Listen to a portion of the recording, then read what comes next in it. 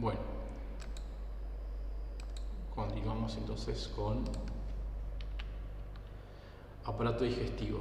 Bueno, sabemos que el tronco está formado por tres partes importantes, lo que es el tórax, el abdomen y la pelvis.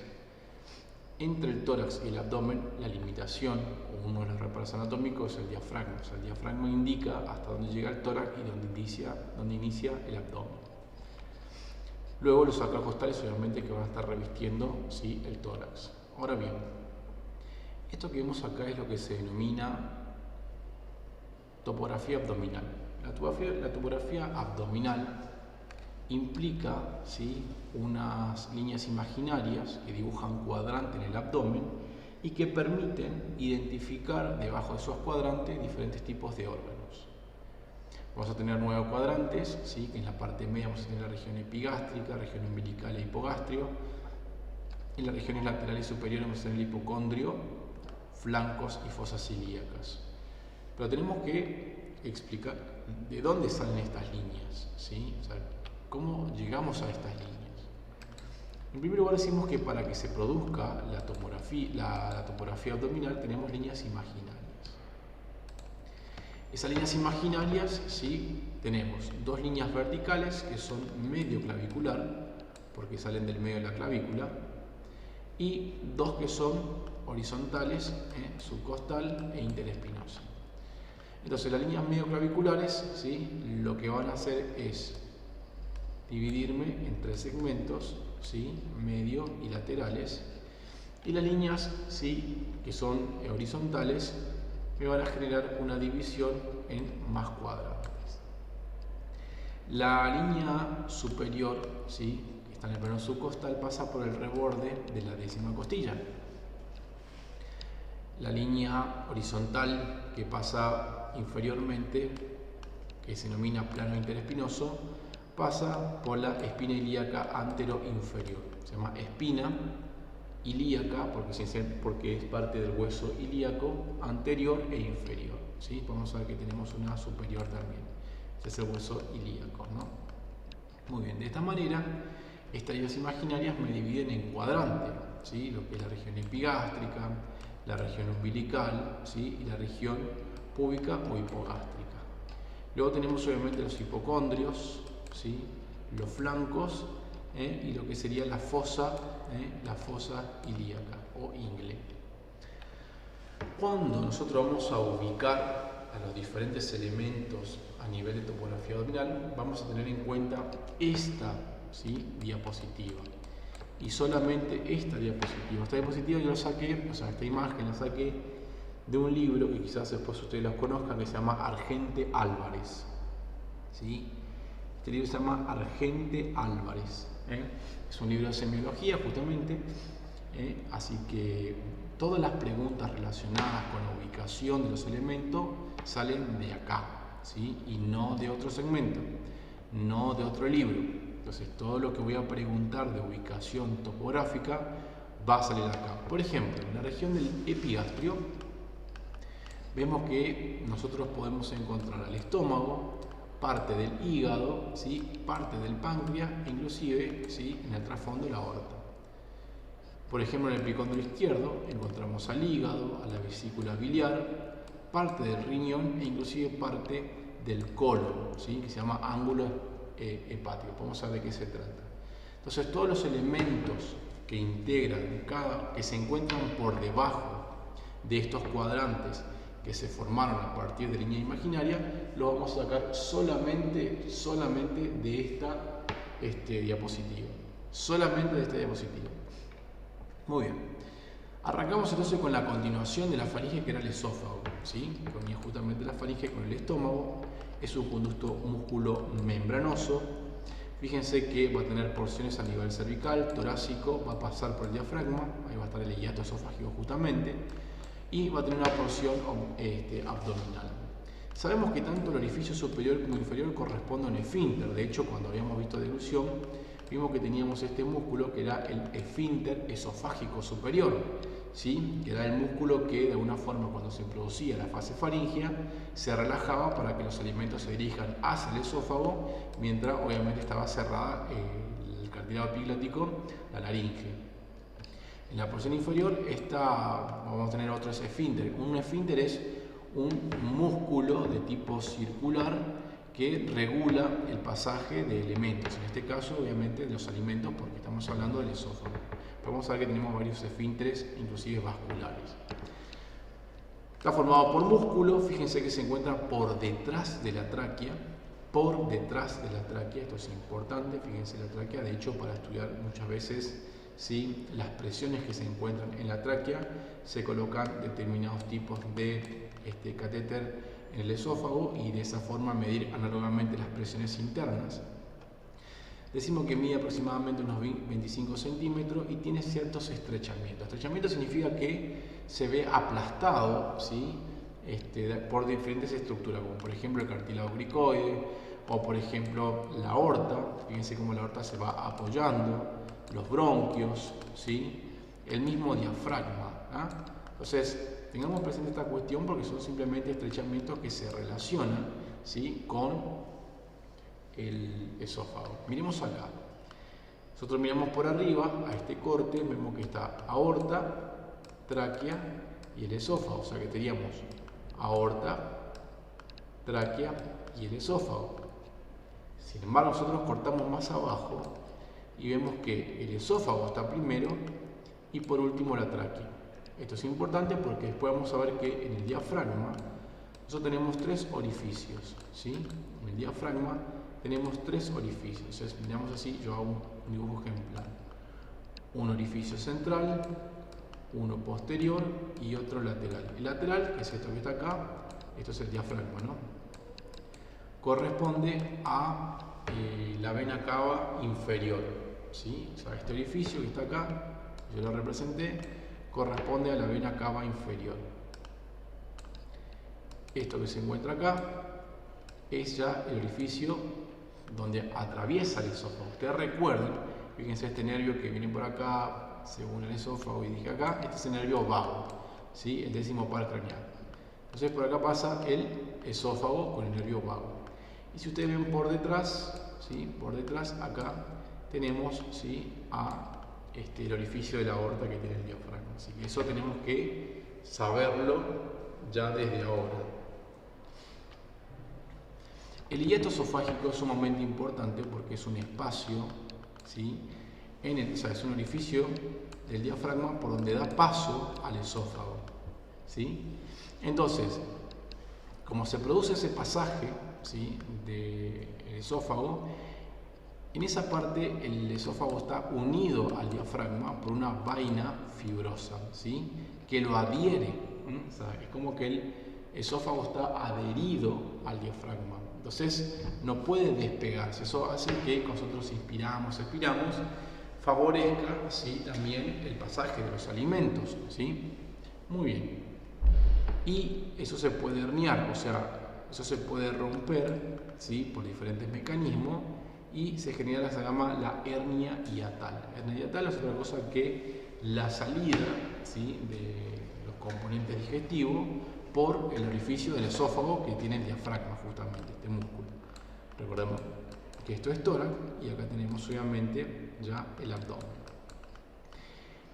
El cardias es justamente el esfínter ¿sí? que comunica el esófago con el estómago. O sea, también es un esfínter que mantiene cerrado para que no haya una comunicación directa entre lo que es el estómago y lo que es el esófago. Recordemos que el estómago tiene una gran cantidad de ácido clorhídrico y eso es lo que se denomina pirosis, es decir, cuando uno de alguna manera ese esfínter cede y las contracciones que se producen en el estómago generan obviamente una regurgitación que hace que el contenido de ácido clorhídrico se dirige hacia el esófago. Después vamos a ver que el esófago tiene 2 tipos de epitelio, o se llama epitelio de transición en esa parte, justamente para proteger, ¿sí? Para proteger de la acidez en esa parte del estómago, ¿sí? Muy bien. Ahora, antes de entrar de lleno a lo que va a ser el estómago per se, vamos a hablar del peritoneo como una membrana, ¿sí? El peritoneo que se encuentra exclusivamente en el abdomen, ¿sí? Una membrana de característica cerosa, vamos a entender qué es una membrana serosa. ¿A qué hace referencia serosa? ¿Sí? Tiene que ver con unos aspectos de tejidos histológicos, pues se llama membrana serosa y no fibrosa. Está anexa a los órganos dentro de la cavidad abdominopélvica, o sea que el peritoneo cubre toda la parte abdominal y parte de la región pelviana. Es una membrana continua, primero que nada, que delimita justamente la cavidad peritoneal. Fíjense, acá tenemos todo en celeste, cómo recubre a todos los órganos, ¿sí? Sobre todo digestivos, ¿sí?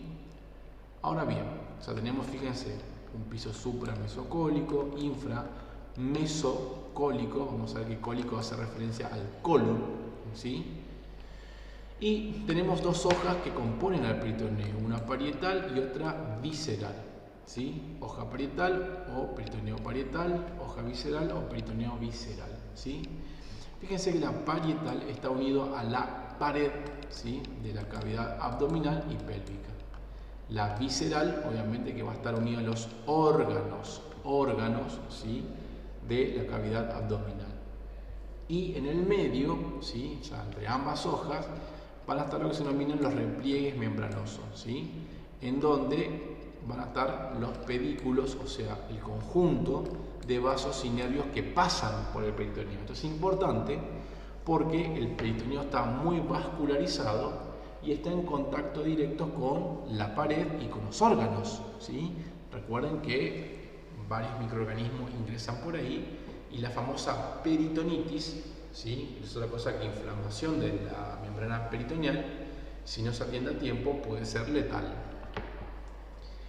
El peritoneo puede clasificarse de acuerdo a su forma en meso, omento o epiplón o ligamento. Eso va a depender de qué tipo de estructuras va a unir.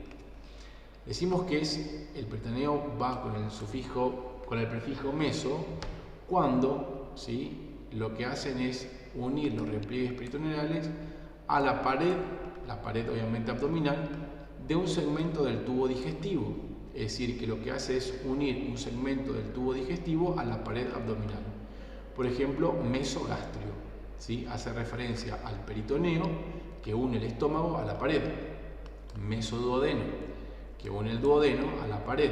Mesenterio, ¿sí? Yeyuno ilio y mesocolon. Son las partes del peritoneo que unen una parte del sistema digestivo a la pared abdominal. El omento o piplón vamos a tener de dos tipos, ¿sí? Son de alguna forma repliegues peritoneales que se tienen entre dos órganos que se encuentran dentro del abdomen. Vamos a tener un omento o piplón mayor y un omento o piplón menor, ¿sí? Que relacionan en este caso, por ejemplo, el estómago con el hígado. Y por último vamos a tener los ligamentos, ¿sí? Que son repliegues del peritoneo, que unen a la pared, pero esta vez órganos, ¿sí? Intraabdominal orpego que no forman parte del tejido conectivo, del tejido digestivo, Por ejemplo, el hígado, riñón, útero. Esos se van a denominar ligamentos, ¿sí? Ligamentos. ¿Ah?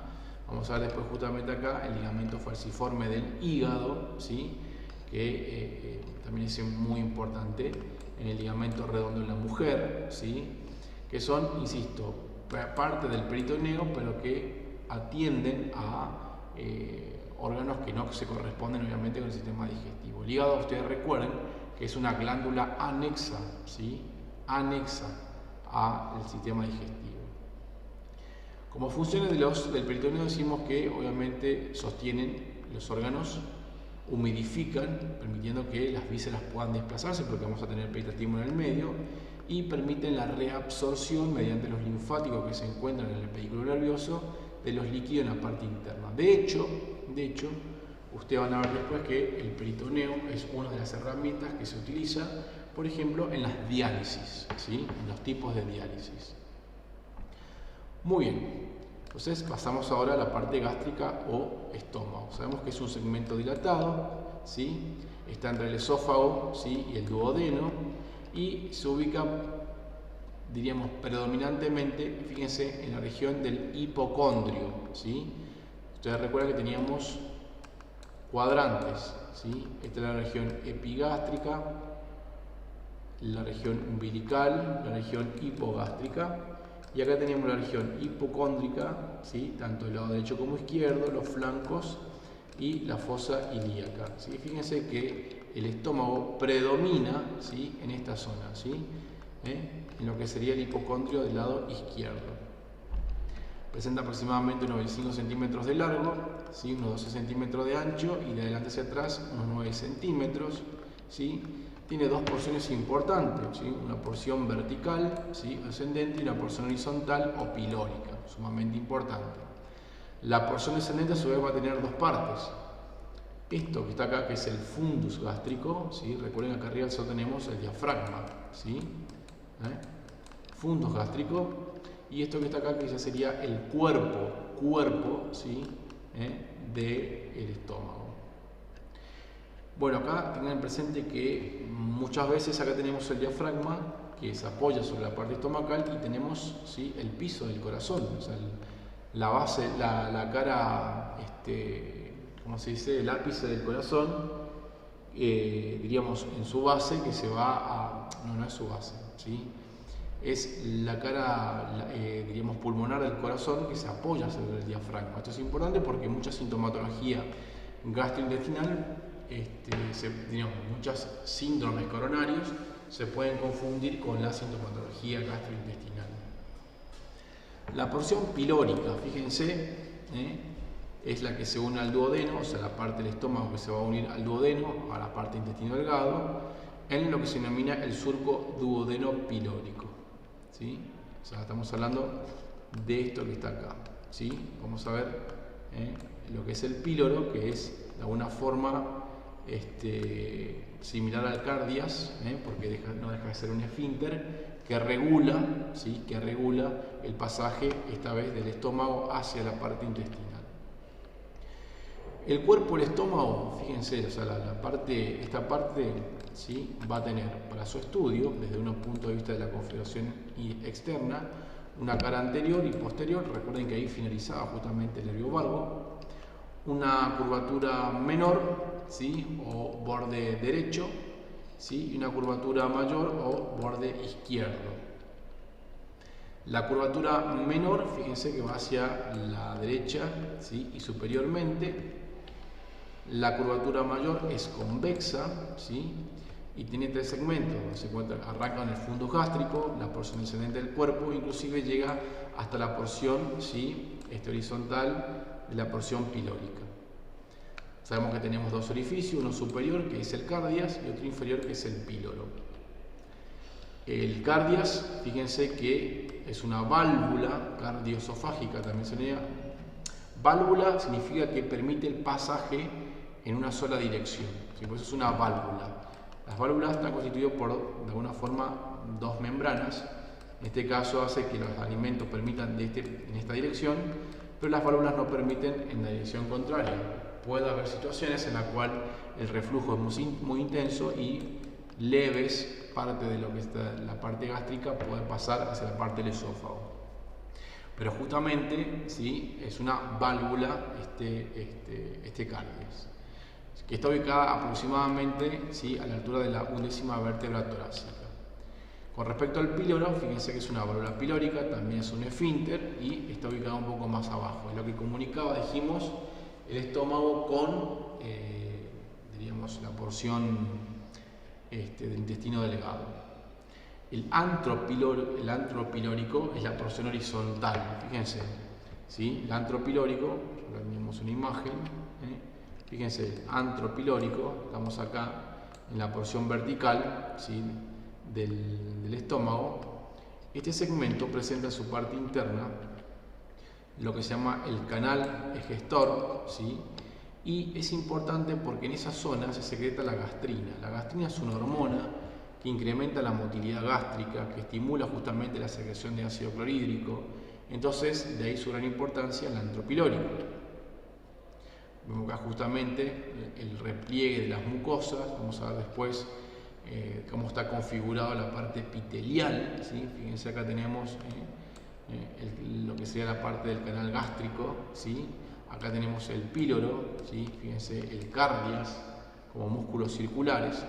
Y es importante la configuración de estos repliegues que tiene la mucosa gástrica, porque eso determina la mayor tolerancia a la exposición de tanta acidez que presenta este órgano. Bueno, la cara anterior, infratorácica, ¿sí? Como dijimos anteriormente, está relacionado con el corazón y con la parte pericardíaca. Y en la porción abdominal está generalmente superpuesto con la parte hepática. Luego tenemos lo que se llama justamente el espacio de el triángulo de la B no es otra cosa que cuando se traza digamos una tangente, ¿sí? En el cual nosotros miramos de ahí y vemos que este es el famoso triángulo de la B, ¿sí? En el cual podemos ubicar la mayor proporción del estómago. Con respecto al espacio de Traube, ¿sí? Es este pequeño espacio que está acá, ¿sí? El espacio de Traube es importante porque, diríamos, presenta a la percusión, es decir, cuando nosotros golpeamos, ¿sí? Con nuestros dedos ese segmento del abdomen, presenta timpanismo, ¿sí? Presenta timpanismo. Entonces, ¿y cuál es el problema? El problema es que, diríamos, los órganos, ahí hay superposición con la base del pulmón. Fíjense que el pulmón está coloreado en celeste acá, ¿sí? El pulmón tiene otro tipo de sonido en la percusión que es sonoro, ¿sí? Sonoro. Entonces, lo que da timpanismo hace referencia a que hay de alguna forma un órgano hueco. El sonoro es un órgano que está lleno de aire, ¿sí? Y el mátido sería como la parte hepática, o inclusive nosotros nos golpeamos el muslo, eso es algo mátido. Entonces, bueno, hay que saber que en ese segmento uno puede percutir, ¿sí? Y no necesariamente está indicando una patología pulmonar, sino simplemente que hay una superposición del estómago con las bases pulmonares. Fíjense que la cara posterior del estómago está en relación con el diafragma, ¿sí? Y presenta un ligamento suspensorio, ¿sí? Que se une tanto al diafragma como a la columna. La curvatura menor presenta el aumento menor, que es un tipo de peritoneo, que fíjense que lo va a unir al hígado, ¿sí? La curvatura menor entonces se une al hígado por el aumento menor. Ustedes recuerden que el aumento menor es un tipo de peritoneo. Por esta parte va a estar la arteria gástrica izquierda, la vena y nervios vagos. Vamos a ver obviamente dónde sale esta gástrica izquierda después. En la curvatura mayor, o sea, que está del lado izquierdo, vamos a tener al ligamento gastrofrénico. Ustedes recuerdan que nosotros hablábamos del ligamento cuando de alguna manera había una unión de un segmento que no correspondía al sistema digestivo con la pared. El ligamento gastrofrénico lo que hace es unir al estómago con el diafragma, ¿sí? A la pared. Luego tenemos el ligamento gastroesplénico, que lo que hace es unir el vaso con el estómago a la pared. Y luego tenemos lo más importante, que es el aumento mayor, ¿sí? Que lo que hace es unir el colon transverso, o sea que cruza, ¿sí? Con la curvatura mayor. Vamos a ver eso también. El aumento mayor es un peritoneo que me une dos órganos abdominales, en este caso el aparato digestivo, como es el colon transverso y el estómago. Internamente todo el sistema digestivo va a tener 4 capas.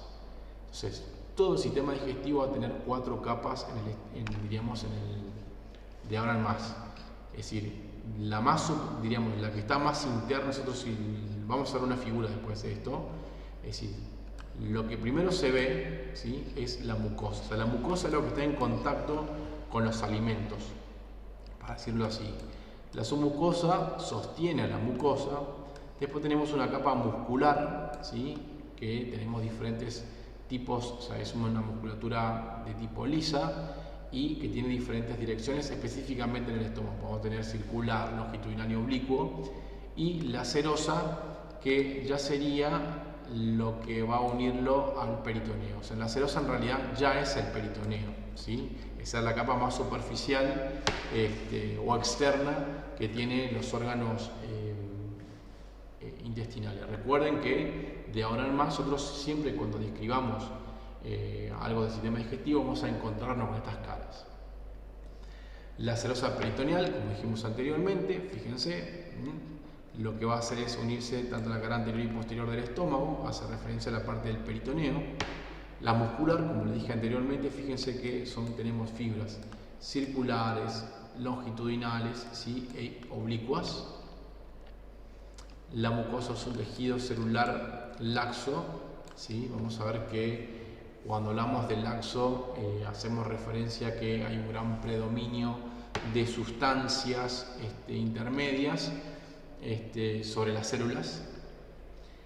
Y dentro de las funciones que tiene el estómago tenemos tres, que es la conducción, el reservorio y la digestión. Conducción, porque lo que hace es justamente recibir los alimentos del esófago y seguir pasándolo. Reservorio, porque sabemos que alberga aproximadamente 2 litros de ácido, o mejor dicho, de líquido gástrico, dentro del ácido, enzimas, ¿sí? Y mediante sus fibras musculares permite que eso se genere como una especie de contracción. Vamos a ver nosotros lo que son los anillos concéntricos, es decir, que el estómago es como un lavarropa, como que revuelve todo, ¿sí? Gracias a las contracciones de sus diferentes músculos, para que el contenido, sobre todo proteico, trate de desintegrarse lo máximo que se pueda, lo mismo las grasas, y recién cuando está todo desintegrado pueda pasarlo, se llama el vaciado gástrico.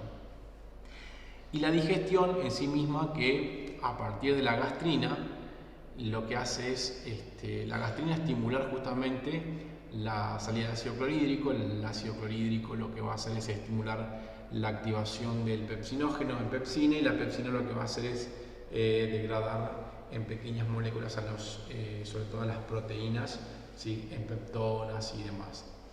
Y la masa total, ¿sí?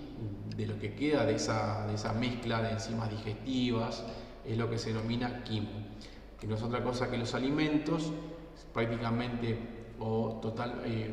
parcialmente o avanzadamente triturados,